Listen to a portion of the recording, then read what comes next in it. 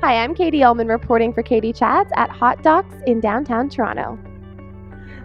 I'm here with Jean-Cosme Delaloye. How does it feel to have your film La Prenda here at hotDOCS?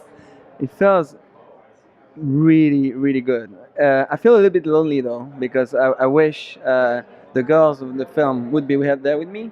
Astrid couldn't make it because of visa situation, and Karen couldn't make it either because she's still fighting for justice in Guatemala. So that's why I'm on my own today. But it's been an absolutely amazing experience. Just to have full screening, people responding. Yesterday, I had somebody coming up to me and say, "Oh, I was kidnapped myself in Colombia, back 25 years ago." And so this film brings a lot of emotion. Like people can relate to it, and so it's been a blast. It's been fantastic. And your film follows three women who were kidnapped, two of which sadly did not make it, and Astrid, who did. So tell me a little bit about your background in journalism and how it led you to Guatemala and to these stories. So I'm a reporter. I'm a Swiss reporter living in Brooklyn, and I ended up doing radio stories, radio documentaries in Guatemala. Imagine it's really cool because you're just with your microphone and you're trying to get the story, and we're talking about half-hour radio stories. So you just telling the story with sound. And I did a story on the kidnapping a few years ago, 5 years ago in Guatemala. It was a young man who had been kidnapped because he had family in the US. And so the people knew there was money to be made easily. And then I also did, during that time, another story about a young mother whose three daughters had been killed on the way to school and how difficult it had been to fight for justice for her. And so mixing the two things, like these two stories I was interested in, I went back to Guatemala in 2012 to present my previous film there. And I reached out to a foundation which is called the Sobrevivientes Foundation, the Survivors Foundation in Guatemala, led by a woman who would deserve the Nobel Peace Prize like any day. Her name is Norma Cruz. And I asked her about these cases of kidnappings and if there had been a case where a family had a kid kidnapped and had to leave the country because of the threats, because they had been fighting for justice. And they mentioned the case of Kelly, and Kelly, I'd read a story about her, and I'd caught her, I'd seen her eyes, I'd seen her face. She was like so pretty, such a beautiful young girl, and she was kidnapped and murdered. And so I reached out to one of her cousins, and the next day I took a camera. I went a 4-hour drive in the mountains of Guatemala. I ended up meeting Karen, which is one of the two main protagonists of the film with Astrid. And this interview was like, the only thing I knew she had told me was like, "Oh, I live next to the slaughterhouse." So that's how we met. You know, I was looking for the slaughterhouse, and then this woman comes out like, and it's her, it's Karen, and it's a real story. It's like, these things in journalism sometimes they do happen, and you don't know why, but they do happen.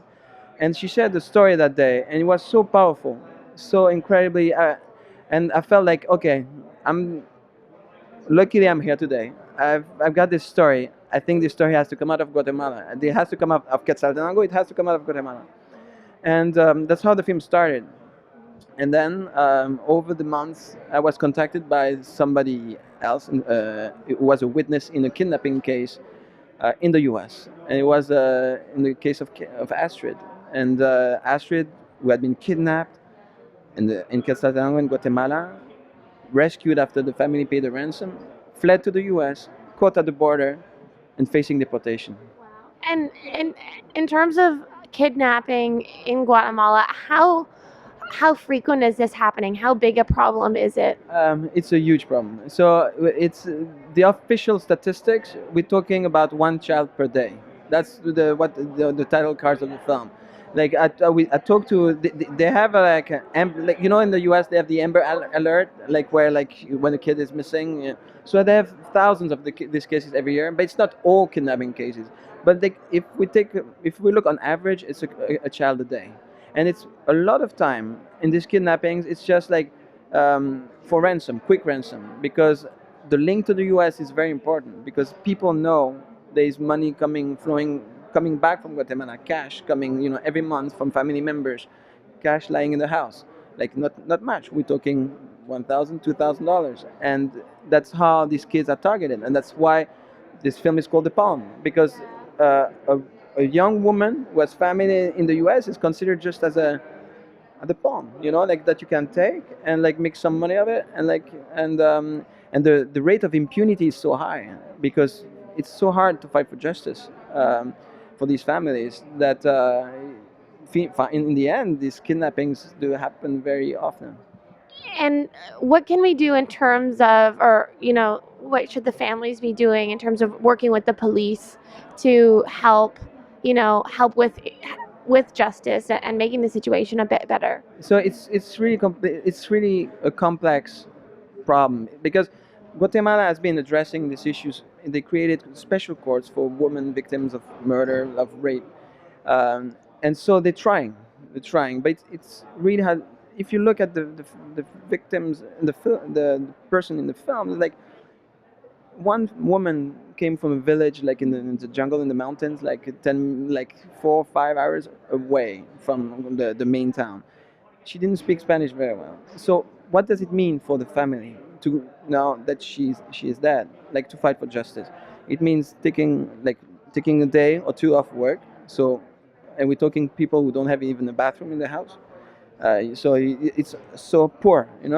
So taking days off work, paying for the bus ride, going to court, listening to a trial in Spanish when you don't speak Spanish, and dealing with paperwork and not knowing, the paperwork won't get to your house. So it's very, very complicated. And in some of these cases, there is some close friends or family members of the people accused of the kidnappings that threaten these families. And so the price of fighting for justice can be extremely high. And these women who are in the film, who are sharing this story, to me, that's why I'm so passionate about, is they had nothing to win. Nothing to win to be exposed. Everything and they did it.